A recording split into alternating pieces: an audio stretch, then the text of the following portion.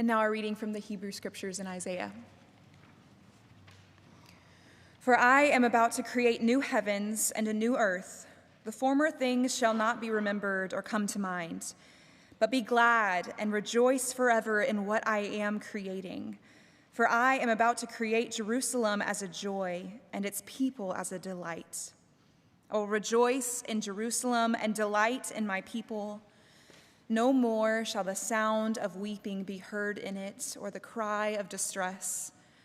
No more shall there be in it an infant that lives but a few days, or an old person who does not live out a lifetime. For one who dies at 100 years will be considered a youth, and one who falls short of 100 will be considered accursed.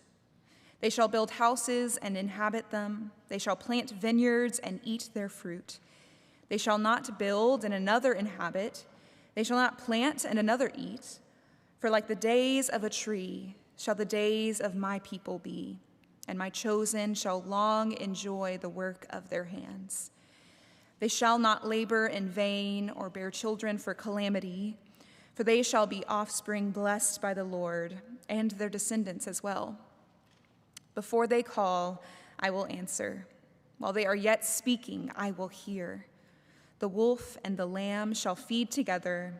The lion shall eat straw like the ox, but the serpent, its food shall be dust. They shall not hurt or destroy on all my holy mountain, says the Lord. This is the word of the Lord. Behold, be on the lookout. I'm about to do something new. Do you remember all that suffering back in Egypt? Do you remember all those lies, all those arrows hurled your way? Are those echoes of weeping still stuck in your head, looped on replay? Well, this new thing is going to make you forget about all that, like none of it ever even happened. So lift up that chin, de-slump those shoulders, because what I'm unveiling as we speak, I can't wait to see your face when it's done. You're going to be so rested, so content.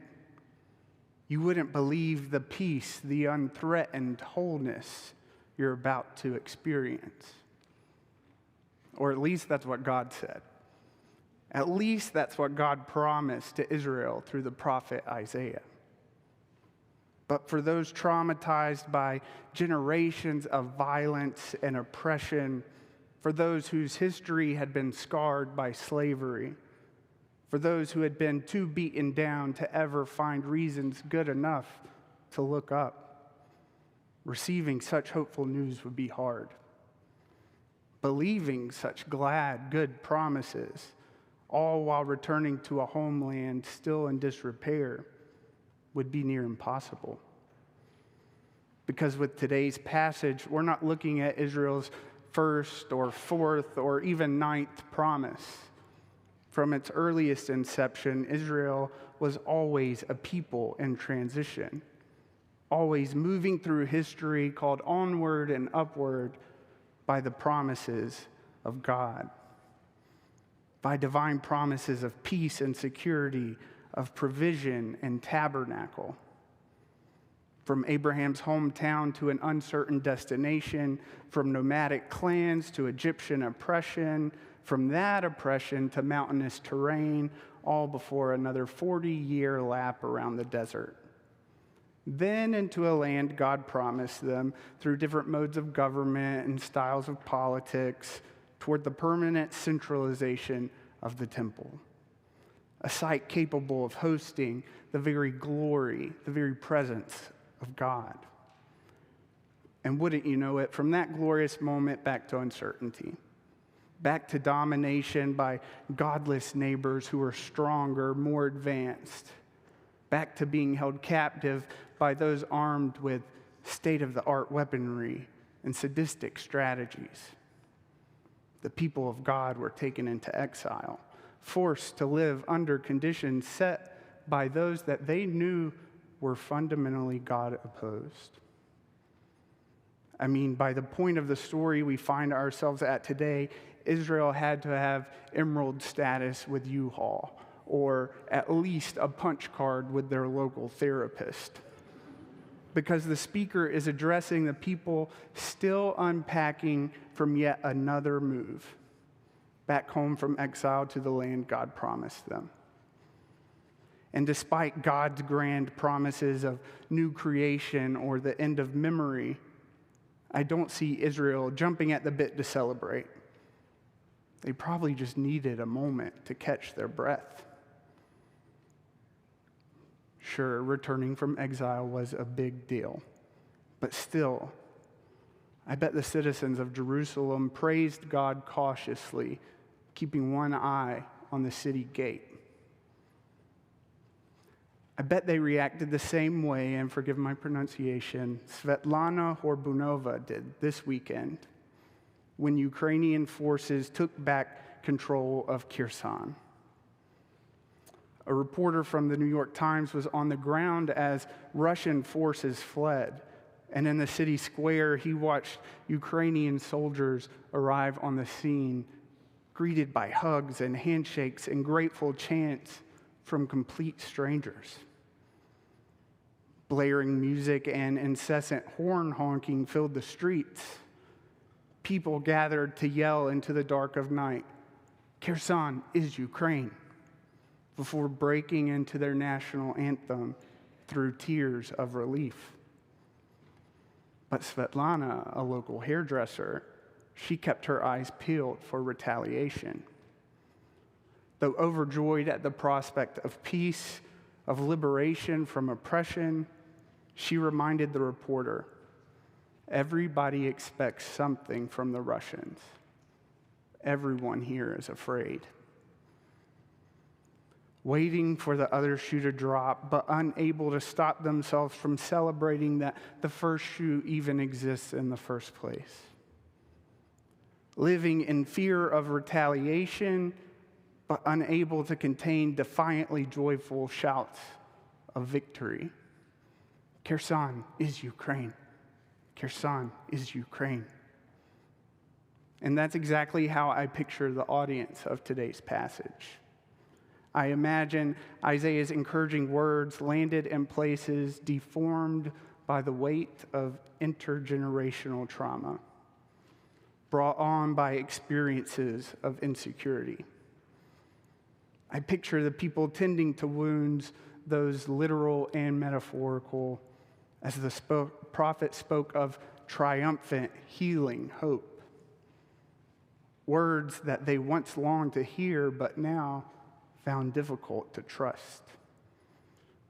So we made it back with our heads above water, they might have sighed. And now God says he's going to help us? Thinking of the promises given by God to this particular people, I couldn't help but also keep in mind those exhausted Israelite contractors who had just spent the best years of their lives building mansions for their oppressors for pennies on the dollar. I can almost see an Israelite woman whose divine hope had been squashed by the deadly complications that accompany childbirth. Back to square one. To people this weary, promises, no matter how good and true, can sound like another hill to climb. To people shaped this intensely by distress, these promises of divine peace, of eternal contentment, of unity with those who sought to destroy them, these promises had to have teetered over the edge of parody. Still, in spite of their fears, I imagine smirks spreading across rubble cleaners' faces as the rowdiest among them decided to chant their unfolding victory. Israel is God's. Israel is God's. I imagine the most shell-shocked among them even joining in, even if only they could muster a whisper, even if they sounded like they were just convincing themselves to lift their eyes. Israel is God's. Nowadays, a lot of us, especially in more progressive spaces, seem unable to reconcile the hope and delight of God with the distressing way things seem to be working out in the world. We can think of cosmic optimism as too marshmallowy to be useful. We categorize talk of God's heartwarming work in the world as blatant rejection of cold, hard facts. Some of us might even be the kind who would roll their eyes at rowdy chanters, being so conditioned by the nihilism that hogs our screens.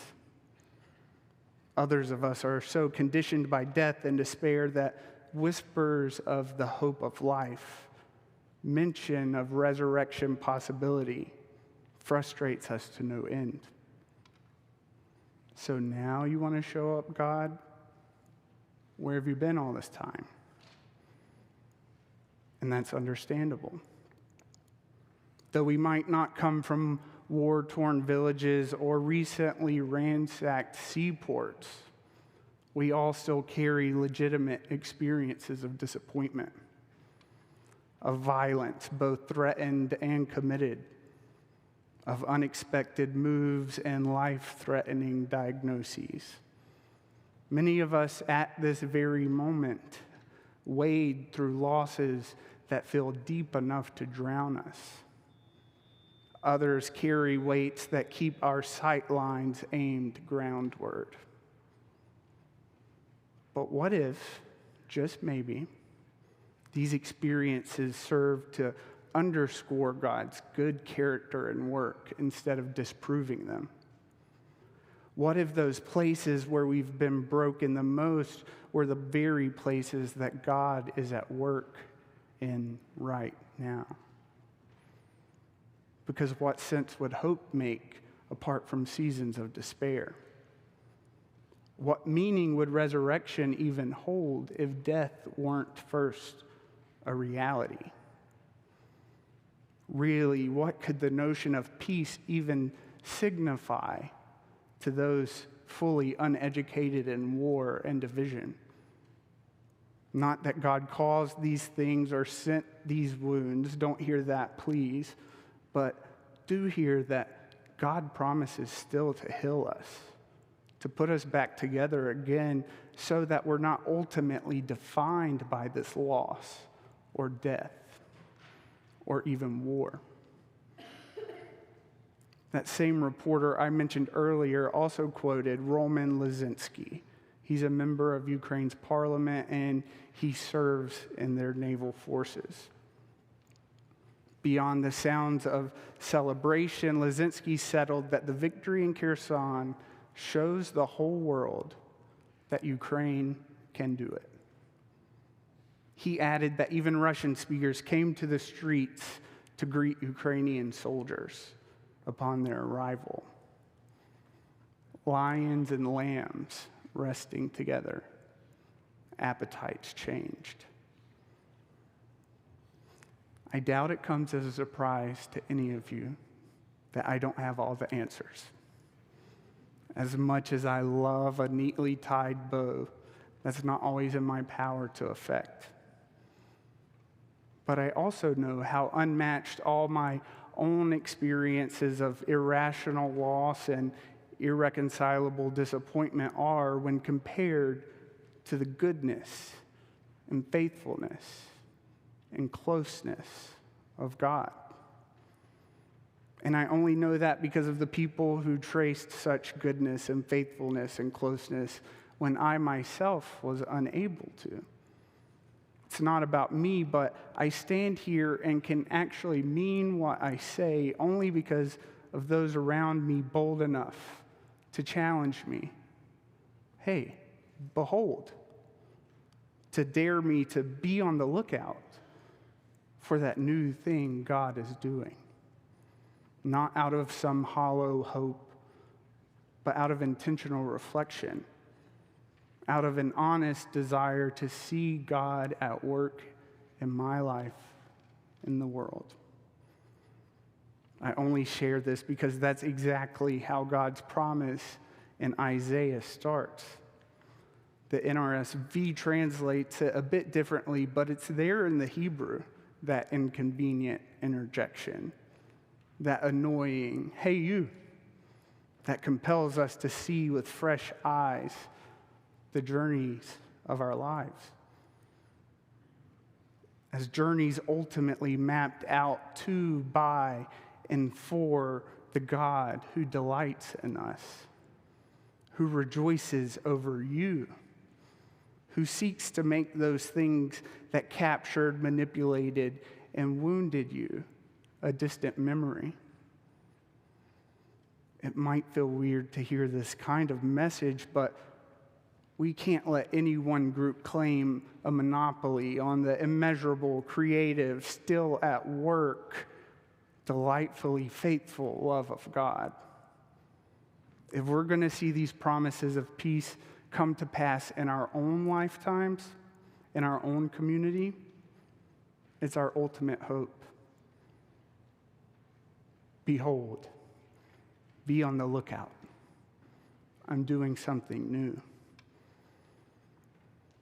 Squinting my ears, I heard it whispered underneath reports of record-breaking turnout among young voters this election cycle. This is a generation cognizant of harsh reality, true, but undeterred in their hope for a more life-giving, others considering future. I can't help but think God delights and rejoices in them.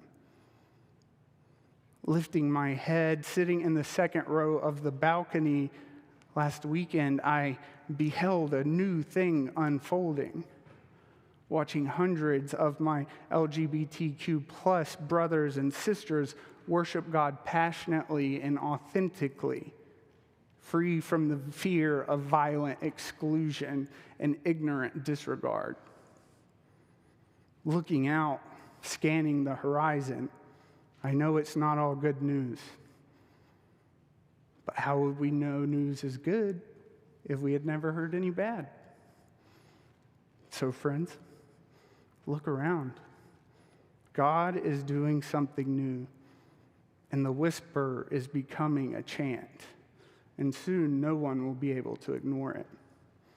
Before long, everyone's going to join in. We are God's. We are God's. So, lift up those chins. De-slump those shoulders. You are God's own, the object of divine delight and the recipient of a new, still unfolding reality. No matter if your eyes keep shifting downward until you can believe such outlandish, marshmallowy things, just know that you're surrounded by a community who, in the meantime, believes it on your behalf. Amen.